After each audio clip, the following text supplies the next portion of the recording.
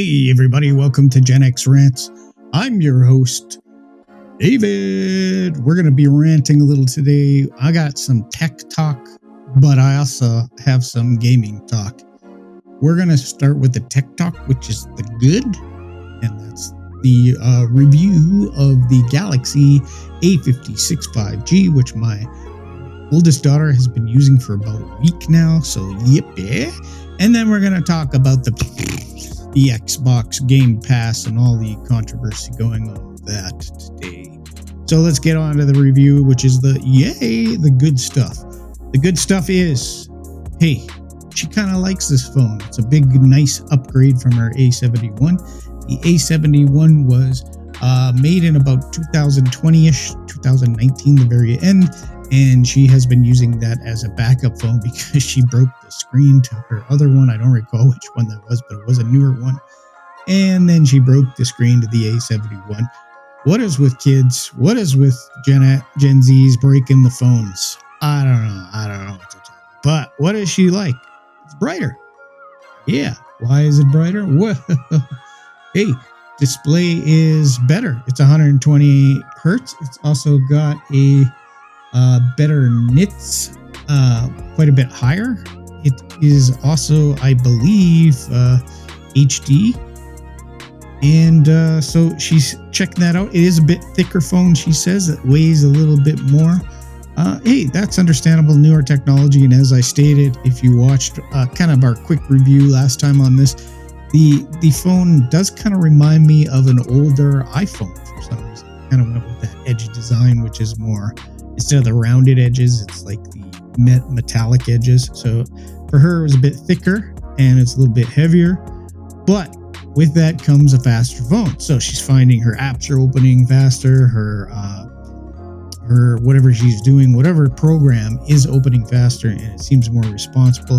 What she really loves is the fast charging. So this model now has the fast charging, or I don't think it's super fast, so it's just the newer fast charging technology with the USB-C, and it's great. It charges her phone much quicker. Generally, the overall experience, she's saying, is faster. She takes a lot of pictures, and she's noticing that the camera tech is better in the sense of clearer.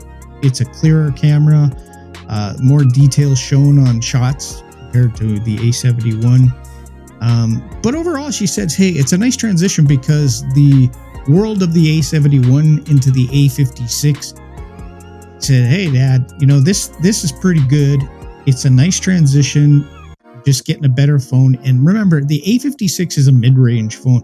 And I just wanted to go over some of the interesting statistics of the A56 and what it's kind of done and where it's kind of gone. And the interesting thing is the sales of the A56 have kind of put, in some ways, Samsung back on the map. Not that they ever were in danger of not. I think they've been in first place for quite a while. But there's some sales figures out, and I just wanted to kind of go over them a little bit. The IDC website from July 14th stated that Samsung was able to consolidate its market leadership and outperform the overall market, achieving strong growth in the quarter, driven by the sales of its A36, which is the lower tier model, and the A56. Has there been any actual numbers out? Maybe not. But that's kind of to note how well it's doing. So let's just look up some A56 sale figures. See where we're at, and I think they're coming close to this quarter. Not publicly available. Okay, so I guess that's something to say. You know what I noticed when I went to research this? That this phone is extremely popular in other parts of the world, not just North America. I think North America tends to go for iPhone is very popular in North America. They're very neck and neck with Samsung. Not quite as good. I think they've lost their share leadership in this category. But when it comes to mid-range phones, the A56 and A36 worldwide is one of the best-selling phones in the world.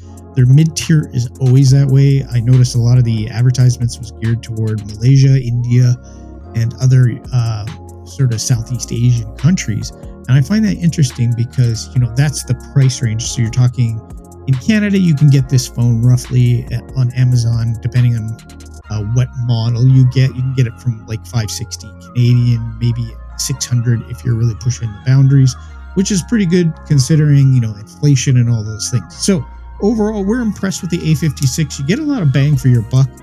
Samsung's doing very well. I think they've kind of pulled up their socks. I wouldn't call it like an astronomical generational leap from A71 to the A56, but I think it's a good phone, especially for what we paid for it. So, hey, if you want to get it, grab it. I would highly recommend it. So does my daughter, especially if your price, you don't want to spend an arm and a leg nowadays or get caught up in a contract that you just can't get out of. You will not regret it. I think, as she said, the camera is great. Technology is really great. If you're like a hardcore business, you're probably going to be looking at the Ultra anyways. But if you're just an average, watching your nickels and your dimes and stuff like that, go for the A56. We give it a thumbs up. Good phone. Great job, Samsung. I hope you keep it up. I would not recommend the 36 though. I've heard it's quite a bit slower, older processor. Go for the A56 if you can afford it. Everything's based on budget, so just go from there. Next, we're going to talk about what we should not be talking about again, which is Xbox. So Xbox came back with a response, which is just kind of negligence, which is, any kind of price increases are going to be hard. They also released a very strange response in regards to emails that went out to people. I did not get an email. What that email had indicated to people, depending on your region, was, hey, these price changes are only for new subscriptions, not for ones that you're already on. I never got the email, so obviously that's not true. And they also indicated that, hey, if you do get this, we will always tell you of a price increase to your current plan within 60 days notice. So I got and that's what I was curious about and I got stuck with this. I noticed something very strange, and I'll tell you my personal story, which was I started to hearing this news about Xbox GamePass increases, and I went out and I was just like, hey, what's going on? So I checked my plan. My plan still said Ultimate, and it was under the old $22.99 pricing. However, September 3rd, it was supposed to charge my credit card, and because I haven't been working for like 18 months, budget's super tight, right? Budget is super tight. So I had enough on the card to cover that and a bit more for that charge. And I was expecting it because every month previously I've been charged September 30th. But I noticed something strange is it had not charged my card, and I didn't get a rejection, because you get a rejection if your card doesn't have funds, right? And they'll ask for a new card. Didn't get this rejection. So I'm looking around, I'm like confused, and I'm like, it must be because you're now charging me like 12% more, like $35 after tax. I don't quite have enough to cover it. So I put a little bit of money on it, and it still didn't charge. The next day, October 1st, we're rolling into October 1st, no change. I'm getting confused. I'm thinking, well, at the end of the day, I can't afford. They probably tried to charge, and now it's getting rejected. So what I did was I downgraded to